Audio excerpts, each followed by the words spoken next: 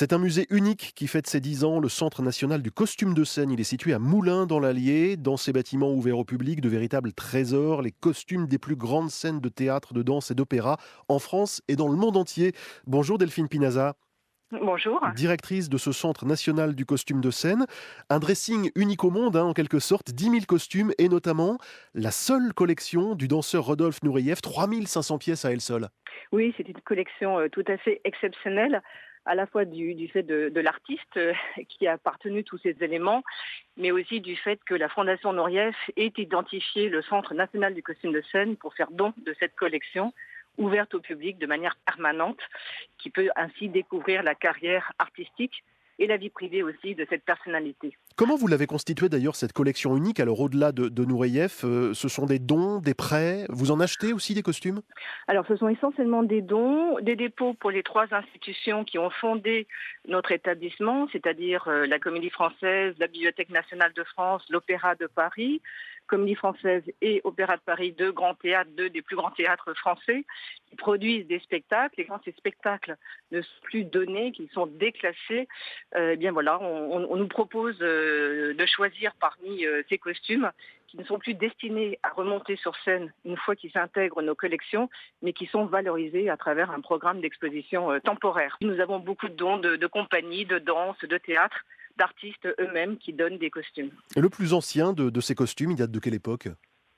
Alors, c'est le Fonds de la Comédie Française qui a des trésors, notamment des costumes authentiques du XVIIIe siècle, qui ont été donnés ou achetés par la Comédie Française au XIXe siècle pour jouer des spectacles d'inspiration XVIIIe. Donc là, il ne s'agit pas de costumes de scène au départ, mais de véritables habits de cour qui sont ensuite entrés sur scène pour une deuxième vie. Sinon, la collection commence essentiellement dans la deuxième moitié du XIXe siècle pour être encore jusqu'à aujourd'hui et tous les jours ou tous les ans, en tous les cas, nous accueillons de nouvelles acquisitions. Ils sont tous en bon état, même les plus anciens? Alors non, absolument pas, parce que ce sont des costumes qui ont servi en scène, parfois justement pendant de longues années, et c'est aussi ce qui explique pourquoi la collection n'est pas si ancienne, c'est parce que le costume est avant tout un outil de travail qui est dessiné et conçu par des artistes, mais qui est porté sur scène et qui a une fonction directe d'usage, si vous voulez. On va dire qu'au 19e, au début du 20e, quand on jouait des spectacles pendant 20 ans, 30 ans dans les mêmes costumes, évidemment, ceci était usé jusqu'à la trame.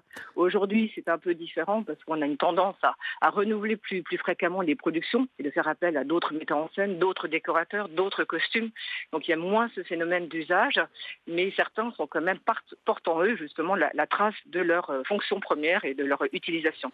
Est-ce que chacun de ces costumes est une pièce unique, quasiment une création de haute couture? Et certains sont d'ailleurs signés d'un grand couturier, Christian Lacroix.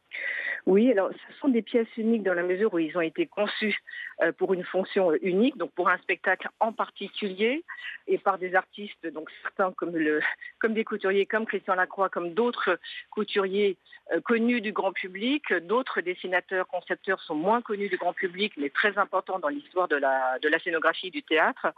Et puis ils ont été conçus pour un artiste en particulier, puisque chaque soliste, que ce soit dans l'opéra, dans la danse, à son propre costume, et les étapes de fabrication suivent les étapes de la haute couture. On part d'un dessin, on fait une toile, on réalise le costume, on fait des essayages. Il n'y a pas une production, si vous voulez, industrielle par rapport à tous ces costumes, donc c'est vraiment du sur-mesure. Après, il n'y a pas les mêmes notions que dans la haute couture et les mêmes exigences que dans la même couture. Le spectacle, c'est l'univers de l'illusion.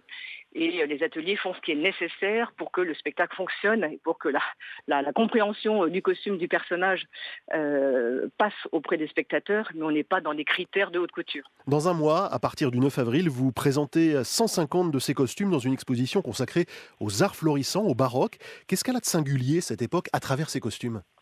Alors là, on parle effectivement du d'un style baroque à travers les productions des arts florissants. Donc déjà, nous sommes ravis que William Christie et les arts florissants aient accepté cette proposition de venir exposer ces costumes dans notre musée.